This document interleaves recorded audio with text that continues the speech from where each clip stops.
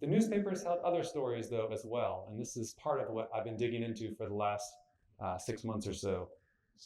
These were usually nestled far off the front page. In local sections, short paragraphs told of more mundane miseries related to arsenic. Take this one. And some of these you may not be able to read. I'll describe them to you if you can't. That's okay. On a December afternoon in 1907, a woman of a very different class, Anne Wamble, decided to leave her rural homestead and head into town, Columbus, Texas, located roughly halfway between Houston and San Antonio. She left her 3 children, oldest aged 12, at home to manage for themselves. As the newspaper later reported it, the little fellows undertook to cook their own breakfasts, and in rummaging around, they spied a bucket in a nearby empty house which contained some flour. They took it home and baked bread, and after eating it, became violently ill. The neighbors called the doctor, who quickly identified arsenic poisoning. The bucket, it turned out, had been used for poisoning Irish potato plants. 1 child died Sunday night, and the other 2 were dangerously ill. So these 2 stories represent 2 main threads that I see going on in the history of arsenic poisoning. The first shows popular fascination with arsenic as a lover's poison and stories of intrigue and murder. This is the arsenic that people tend to think of first when I say I work on arsenic. They talk about Agatha Christie, or they talk about arsenic and old lace, which I still have not seen. I apologize. Let me know. All right. Those stories get a lot of time in the press, but stories of those like Anne Wamble are much more common. But I think it's interesting that both these cases show that arsenic was everywhere, and seemingly in everything. It was used in cosmetics, health tonics, colored dyes, flypaper, and rat poison. It was also released from copper smelting. It was part of agriculture. It was also in a lot of other things dug out of the ground that were being burned at the time, like coal. It's everywhere. And it poisoned people in New York back alleys, in the penthouse apartments hundreds of feet above them, in the tenant shacks in the Texas Cotton Belt, and in the railroad depots of the Great Plains. All right, for all this, for this presentation, I want to focus on arsenic's agricultural history. I come from an ag school, I'm an ag historian, and so hopefully that gives us some framing here. But never lose sight of the poisoning and the people going on here as well. So arsenic is a major ingredient in 4 of the main pesticides of the early 20th century: Paris green, London purple, lead arsenate, and calcium arsenate. And most of these come out of the dye industry and the copper industry. And so these were the major pesticides before World War II. When locust swarms invaded the Great Plains, arsenic mixed with bran and molasses, basically raisin bran, was the bait that thinned their numbers. When potato beetles infested market gardens in New Jersey, they munched on leaves covered in Paris green. When moths threatened apple orchards in New England and peach orchards in Georgia, growers sent out laborers armed with spray canisters full of lead arsenate to protect the ripening fruit. In all these places, arsenic was the pesticide of choice. It was relatively cheap, it was reliably poisonous, and widely available. All right. So what I want to focus on here for a few minutes in the middle section is to give you a sense of what this looks like in 2 of the main industries in agriculture in Texas, cattle and cotton. First, we'll start with cotton and this thing, which you probably are familiar with if you've studied Southern history at all. So for cotton planters and sharecroppers, arsenic offered hope for defeating what they believed to be the greatest threat to Southern cotton production since Abraham Lincoln. The boll weevil. And Jim Geeson's written an amazing book on this. If you want to know more, read it. It's a great book, Boll Weevil Blues. So the movement of this consumer of cotton plants north and east across Texas began to attract attention in 1894. By 1900, it was fomenting panic and mass hysteria. As one article in Dallas Morning News put it, the insect was a momentous devastator whose ravages made it the arch enemy of cotton. The weevil became a near mythic figure in the region whose threat led another article to ask the dreaded question, can cotton continue to be profitably grown in Texas under the menace of the Mexican cotton boll weevil? What you're seeing here is it moving from the border across by year into Texas. So in response, the Texas Boll Weevil Commission offered a $50,000 prize for the person who came up with a way to destroy the strangely cute pest. Ideas from farmers flooded in. I won't read them to you, but the newspaper was full of them. And they go on and on and on and on and on. They represent what historian James McWilliams has called an untutored ingenuity, which I think is a fun line, on Texas cotton farms. A pest control that was democratic, decentralized, localized, and experimental. In other words, lab in the field by people who don't have degrees. But if you look at what they tend to focus in on, I'll go back here for a sec. Turpentine, it's camphor gum, it's also crude oil, it's things they have on hand.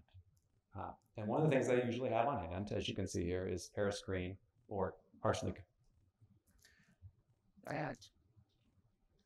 Now, out of this, arsenic became one of the more plausible solutions to the boll weevil crisis. It was a solution with an eager salesman, B.W. Marston, who's become one of those people who's endlessly fascinating to me.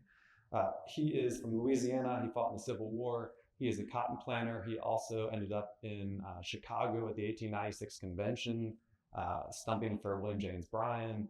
And then he ends up back in Louisiana. And then he decides to take it upon himself to go into Texas and beat the weevil before it comes to his farm in Louisiana. And so he sold his solution to the boll weevil crisis in 1904. The amateur entomologist, as he was called, became the apostle of Paris green, according to the newspapers, who spent the summer at missionary work in Texas. The fear of damnation of the weevil led many to take up Paris green, but others doubted. Most prominent among them were members of the Texas Boll Weevil Commission. Marsden thundered in support of the substance, his booming voice filling convention halls and courthouse squares, and his persistence found an audience in farmers who were pretty desperate. We want a remedy, said one, and Paris green is cheap and widely available. Unfortunately, the USDA disagreed, and their experiments revealed that actually it only killed about half the weevils. And so, practically, they turned to other visions, one led by this guy who became famous for essentially starting the Extension Service. If you want to know the history of that, there's plenty of books out there. But what he promoted was what he called the 10 Commandments of agriculture, none of which involved chemistry. His vision and the vision they sold Southern cotton farmers was just farm better, essentially. Farm smarter, better plowing, better implements, more money, more scientific methods. Not ready for that yet. All right. And so, ultimately, Paris green didn't do a whole lot with the boll weevil. Because, ultimately, in 1909, William Newell of the Louisiana Crop Pest Commission demonstrated that a different arsenic-based pesticide, in this case lead arsenate, did what Paris green had promised to do but ultimately failed. Farmers now had, in his words, a valuable aid to intensive methods of cultivation. And he summarized the experiments saying, it's the first work in which the boll weevil has been poisoned with profit. Okay.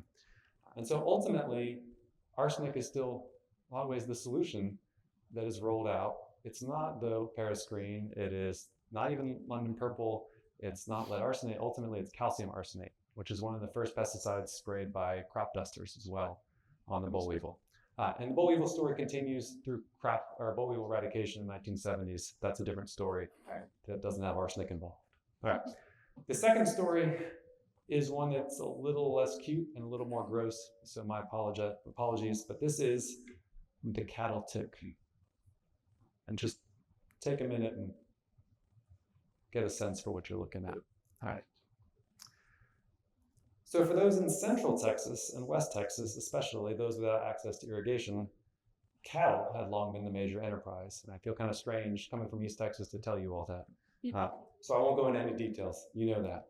All right. In the 19th century, the cause of Texas fever, though, was still a mystery. And Texas fever was ultimately one of the biggest threats to the cattle industry. It was a virulent killer of cattle brought into the South and Southwest, yet it seemed to have little effect on native cattle. But whenever they were driven north, Texas fever followed them, killing northern and Midwestern cattle. As you might imagine, this made people in the Midwest pretty upset. And so it led to state-level quarantines and also the adoption of what are called Winchester quarantines, which are a more informal kind of quarantine. Texas fever and the quarantines were one of the factors ultimately in the collapse of the long trail rides that you all know of in mythic Texas lore.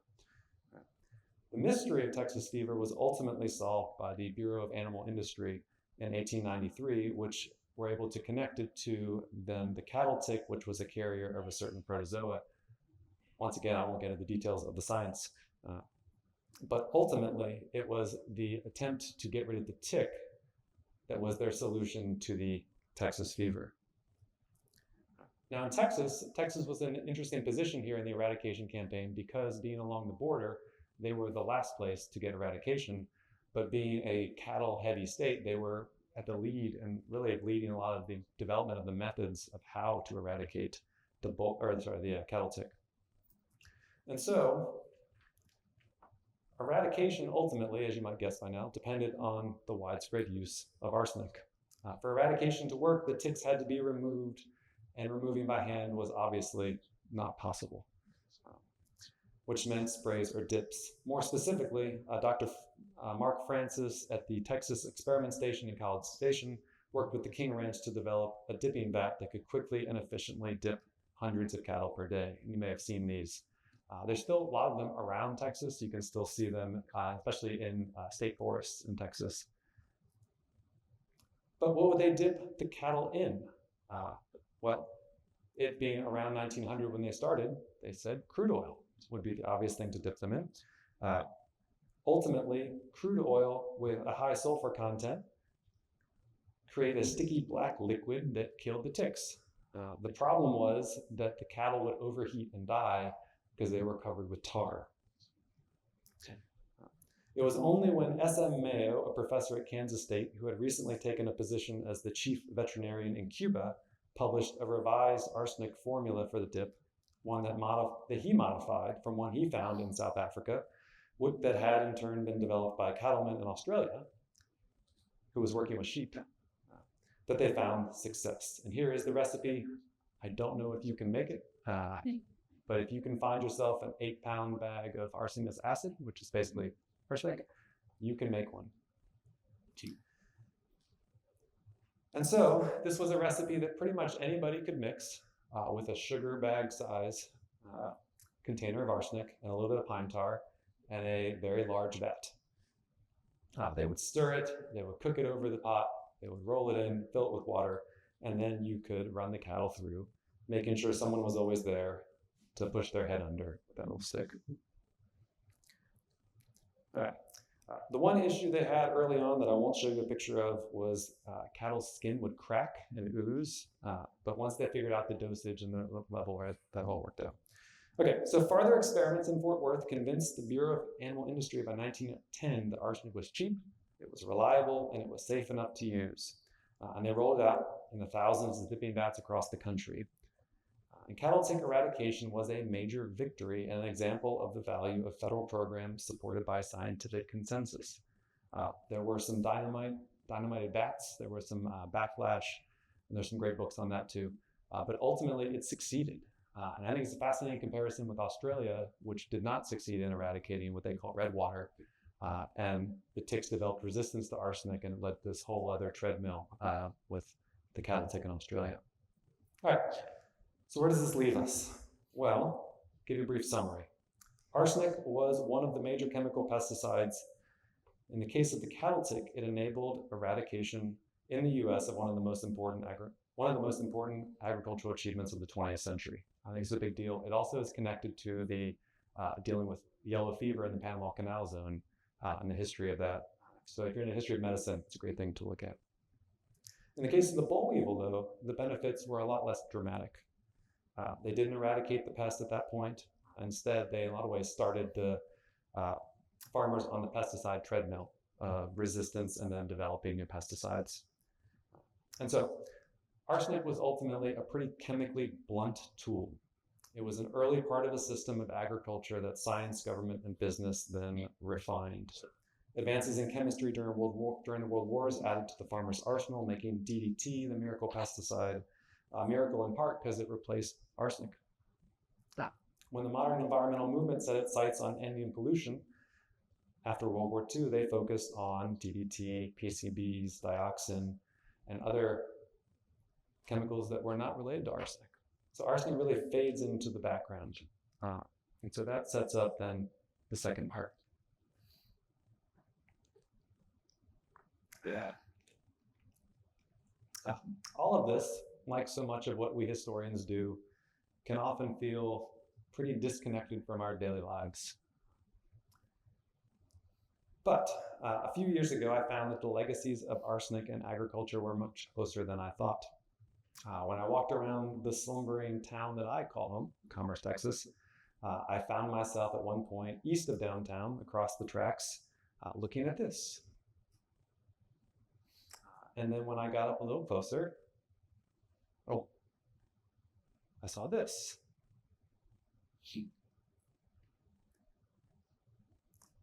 Which was really weird because on Google Maps, it was Norris Park.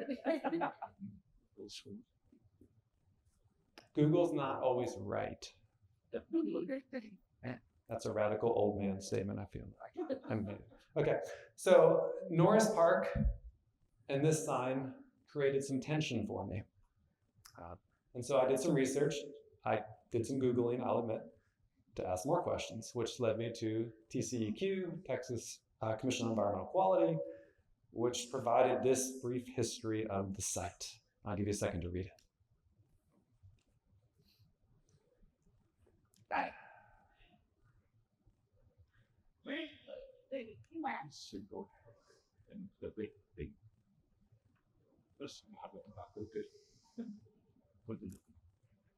So the sign and the history here pried open a crack in my understanding of the story.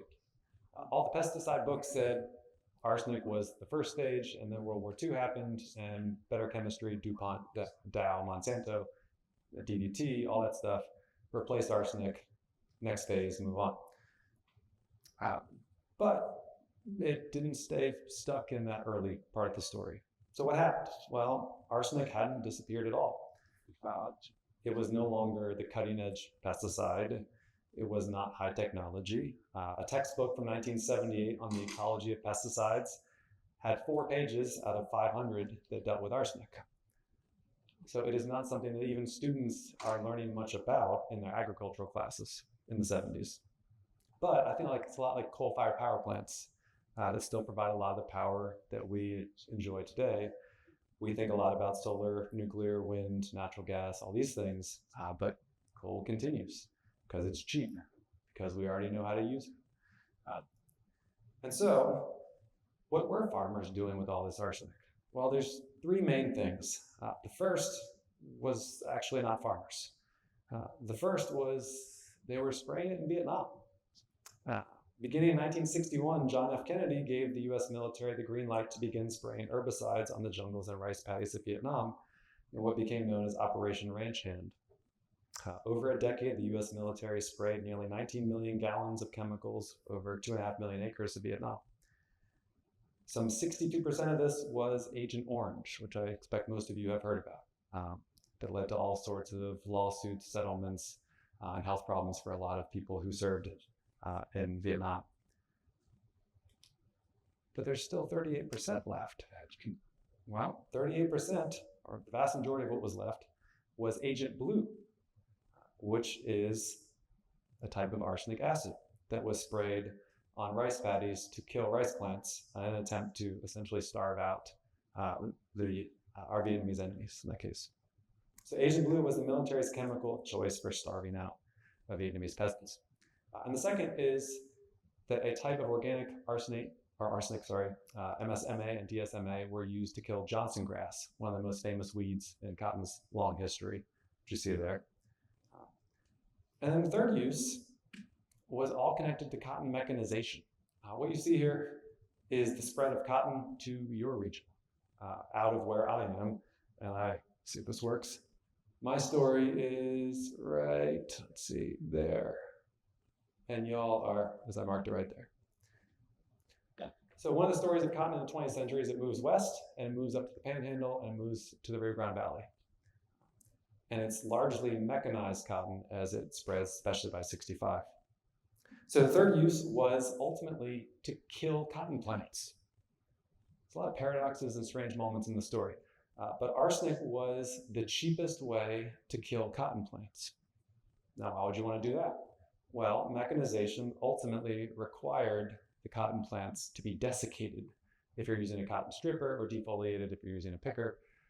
This is about cotton grade and a bunch of other things connected to the quality of the cotton. If you wait for the frost to come and kill the plant, then you can't harvest high quality cotton because the wind and the rain and the dust and all those things will mess with the grade. And also then you can't harvest when you need to. For mechanization, you invest in the machine, you want to keep it moving as much as you can. So ultimately, there are 45,000 cotton strippers active by the mid-1960s, applying 5 million pounds of arsenic on 1.2 million acres of cotton. So it's actually not that much arsenic. But by that point, arsenic was using 81% of the total arsenic, agriculture was using 81% of the arsenic sold in the United States. Which, a side note, if you want to know about where all this is coming from, it's coming from Tacoma, Washington. Through 1970, the main copper smelter in the United States is active in Tacoma and is smelting copper ores coming from Chile and Alaska and a whole bunch of other places. And then at a certain point, we're also importing it from Scandinavia, which has the world's largest gold mine. It's a weird history. So that's what's going on. What's going on with Norris Park? That's good. Well, Norris Park is actually right in front of you on this old Sanborn map, which is a map of the historic land uses in the town. You can see the railroad, and then on the top right, you can see what's going on at what will be Norris Park. And so to get into history, I have to do a little bit of business history, which usually means following around some really entrepreneurial, high-risk type people from the 19th century. In this case, the guy's name is P.A. Norris. He was the person most responsible for the development of the Norris community and ultimately for bringing arsenic to commerce. He grew up in the area. By 1890, he had moved to town where he chartered the Commerce National Bank. And when the railroad deal got hung up, he purchased all the land east of town and donated some to the railroad and kept the rest for himself to sell off later. He ultimately was the person responsible for the arrival of the Commerce Oil Mill Company. That is cotton seed oil, not crude oil. And by the time he hit 1922, he operated 26 oil mills, a cottonseed oil refinery, and 100 cotton gins across the state. And one of his other friends, Kimball, you may have heard of with the Art Museum in Fort Worth, is connected to all this money too. He also, with a remaining portion of his land, worked with a local African-American leader, school principal G.S. Meadows, to build out the segregated portion of town east of the railroad tracks. And that became known as the Norris community. And so in this 20-acre wedge of land between the Cotton Belt and Texas Midland Railroad lines, you have an area that's going to host most of the cotton machinery in town and the African-American community and the railroads all in the same area. So you probably know where this is going. Okay. 10:45 a.m. on May 3rd, 1960, a fire broke out at the High Yield Chemical Factory. They had opened production about 10 years earlier. Firefighters from across the county rushed to the site as the plant was rocked by hundreds of explosions. Once there, they faced noxious fumes and huge plumes of black smoke as they tried to prevent the fire spread to nearby cotton gins. It took firefighters 5 hours to get the blaze under control. The company had converted the 60-year-old Commerce Cotton Oil Mill, a building, into a chemical mixing room. There they had embarked on more complex chemical mixing operations than they were prepared for, clearly, involving nitric acid and methyl chloride and other chemical substances that were rather dangerous and ultimately explosive. The incident cost about $100,000 to them, but it also clearly exposed the potential dangers to the community, yet the company continued production. In fact, they ramped up production. Within a year, the high yield plant was planning to expand the facility. Demand was high, sales were good, and regulation was sparse. They turned their attention to the seemingly open space at that point to the west, which was Norris Park. So the high yield site is that. So what about the park? Well, the local newspaper accounts provide some glimpses into the history of what's going on at the park. In 1960, Commerce City Council purchased this roughly 10-acre lot from the Lamar Cotton Oil Company. Here, African-American community members landscaped a separate but equal park in the heart of the town's industrial area. And backdrop here, 1954 is Brown versus Board of Education. And so communities all across the South, the white power structures spent a lot of money in the decade after Brown versus Board trying to build the equal part of separate but equal to protect segregation. And this is part of that larger story of them frantically trying to look like it actually is equal. And so out of that, the creation of Norris Park. They cleaned up brush, filled up 2 ponds, put in a baseball diamond, left a 3rd pond as a scenic attraction. These ponds had previously been used as part of a feedlot and had supplied water for a flour mill and a cottonseed oil mill. The community dedicated Norris Park with great fanfare on March 5th, 1961. And just a few weeks later, High Yield Company announced plans for a major plant expansion and claimed the land in the park as part of the land deals that had gone on to allow High Yield to become the factory that it was. Now, I wish I could tell you that this launched a civil rights era battle where activists joined forces with national leaders to fight back the chemical company, destroy segregation, and ensure everyone in the community could access the parks. But this isn't that story. I wish it was, and I've struggled a lot in how to tell the story well, partially because of that.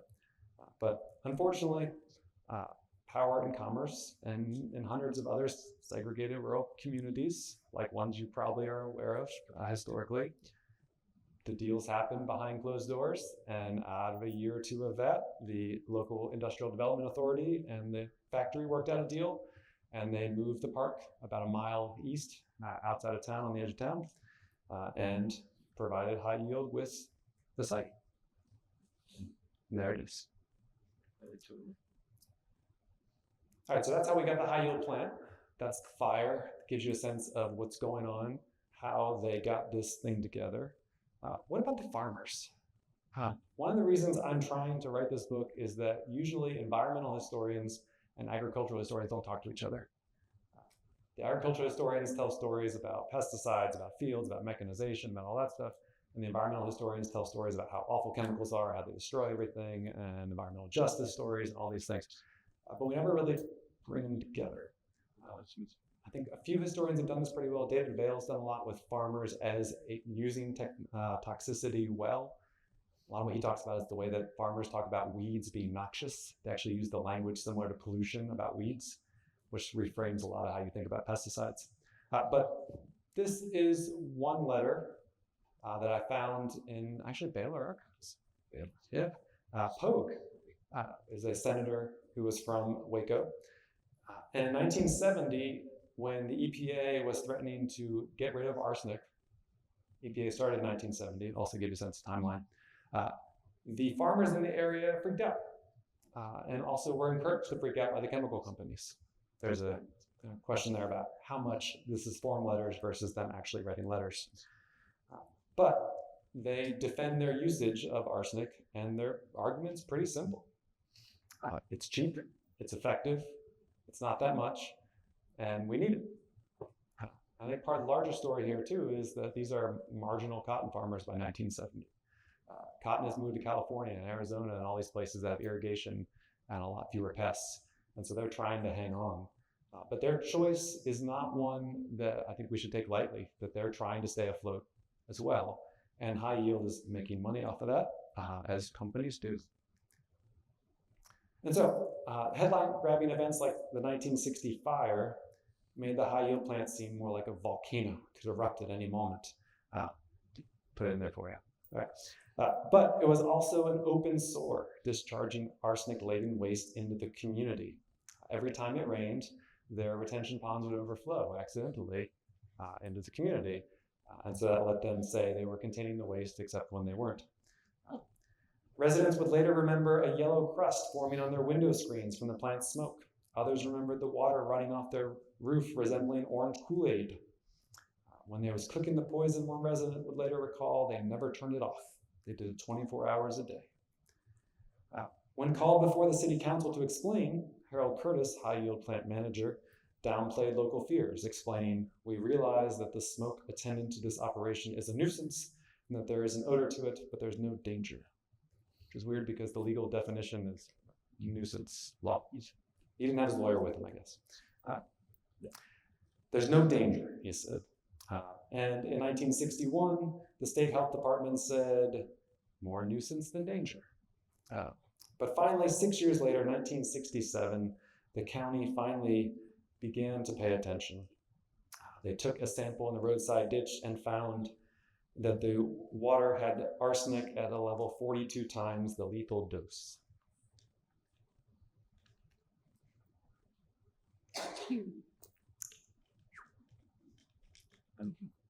Arsenic waste was overflowing into the community, and city and county officials carried evidence of these violations to Austin. And this is where the story gets a little interesting because Texas environmental regulation actually works pretty well here. I think Texas has a really bad reputation in some circles. But in January 1970, Texas Water Quality Board met, considered the evidence, and notified the Attorney General and pursued action against the company. Now, the company also saw that the EPA had been created and knew that their days were numbered. And so they ultimately chose to close their doors and move to Bonham, and that's a different story for another day. And they closed the plant in 1972. They then began the next couple decades of the story. This is one of the hardest things in dealing with a site like this is it just goes on and on and on. And the other difficult thing about working with a site like this is the risk actually gets less and less and less as the attention gets more and more and more. And so by the time we get to the 1970s and the shutdown and the 90s and the cleanup, the risk is actually a lot lower than it had been in the 70s and the 50s. But the state came in and cleaned it up.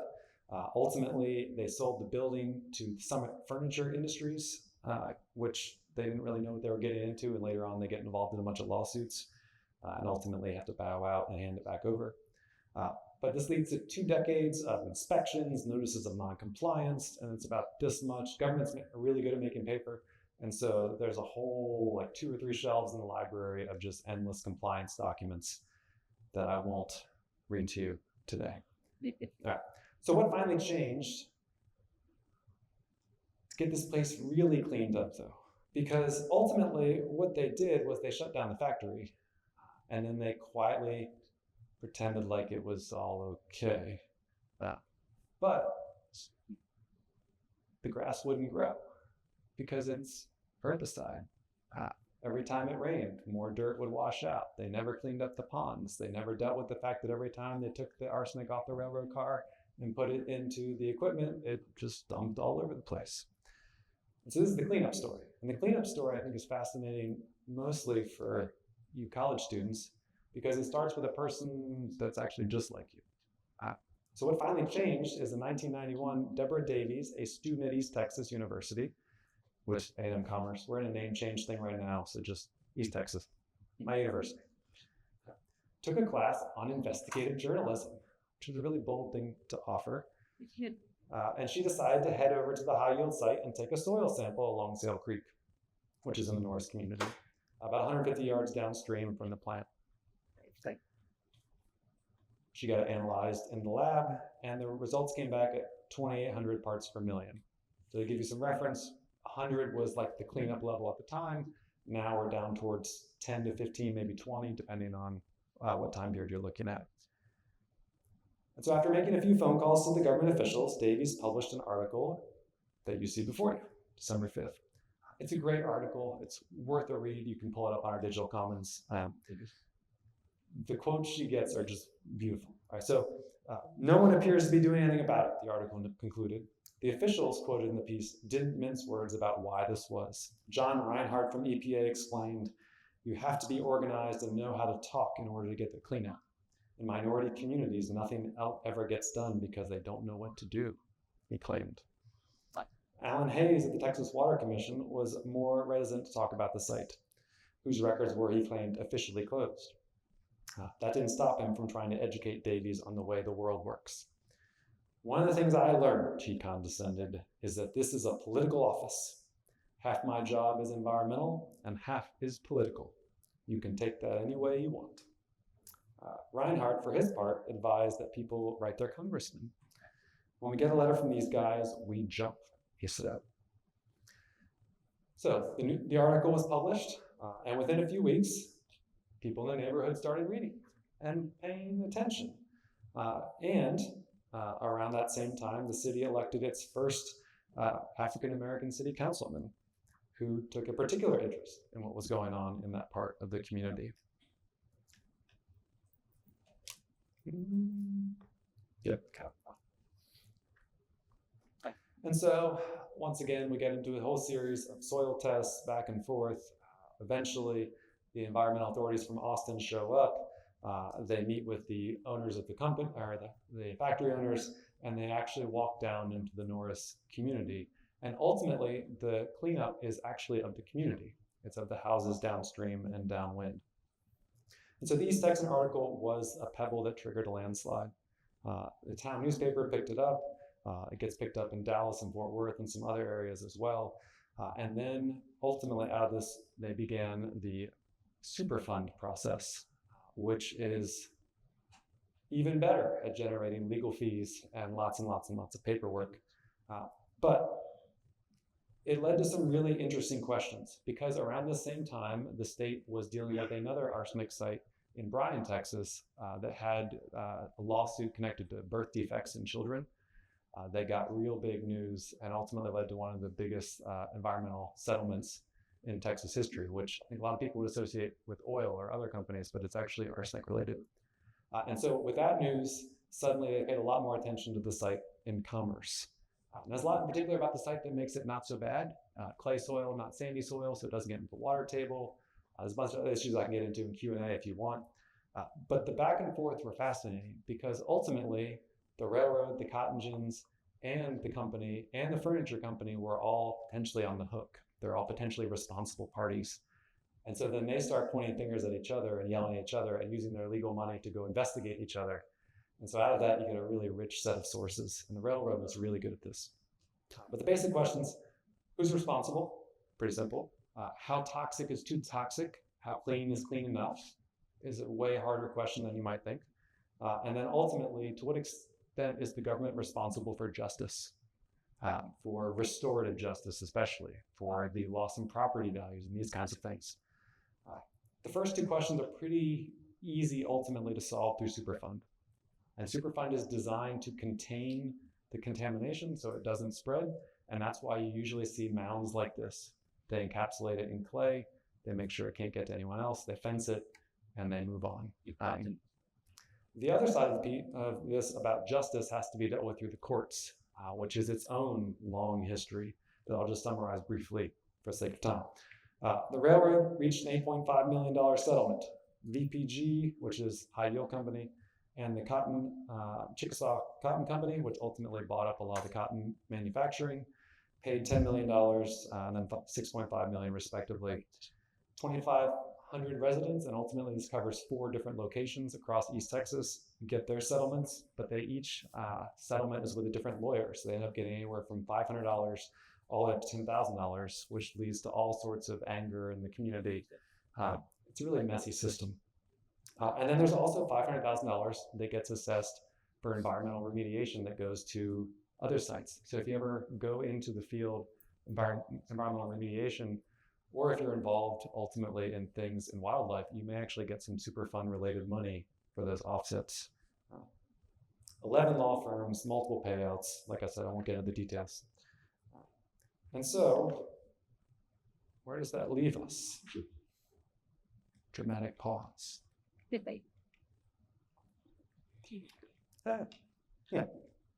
All right. So here's the story. Part 1. Arsenic was the poison of choice for murder and often suicide. I didn't even talk about that. It's a whole side issue in the 19th century. Point 2. Arsenic was the definitive pesticide of the late 19th, early 20th century. Okay. It was never the most effective, nor was it the most dangerous, but it was everywhere, and it was part of the creation of early chemical-based agriculture. Point 3, arsenic endured as a widely used desiccant, fancy word for drying out cotton, and herbicide in the decades after World War II in ways that stretched the history long into the 20th century. And then point 4, arsenic was used throughout the century and left toxic legacies across the state and across the nation as well. If you look at Superfund remediation lists, which is a weird thing to look at, but if you ever do it, you can go to the map and click on them, and the vast majority of them have arsenic in there somewhere because it's used in so many different things. It's used in pressure-treated wood. Ultimately, in the 90s and before was arsenic related. It's used in glass manufacturing, but ultimately agriculture was the broadest use and spread most across the U.S. So that's the content. You survived. The last piece I want to push you on is about Deborah Davies, because I want to encourage you to do what she did, and I guess what I did. I want to encourage you to go out and walk around, to take a look in San Angelo or your hometown. And I think we need to look at our places a bit more intently and look with eyes that really ask questions about historically what's going on. I want to encourage the students to look at old newspapers, stare at old maps, maybe even where it can be done, take some samples of strange looking liquids in roadside ditches. Look for the ruins of history that endure everywhere around you. And then once you've found a story worth telling, try to tell it and learn the skills you need to do that well. Now, I'm selfishly putting a plug in here for history. Public history classes are really designed for this, but I think you historians should probably take a chemistry class or an environmental science class, because that stuff is really helpful for getting a sense of what's out there and what has happened. It's not all math. And so learn how to make a podcast, build a website, go to a city council meeting, ask some questions, get out in the community, and look for the history that's around you. Because I think a lot of people think their town is boring, and it's only boring if you don't ask those kinds of questions. A lot of digital tools out there you can use as well. So that's my encouragement to you, and hopefully you can go find more things that are more uplifting than this maybe, but you'll probably find a lot of stuff like this too. And that's, I'm sure, all around here as well. So thank you very much.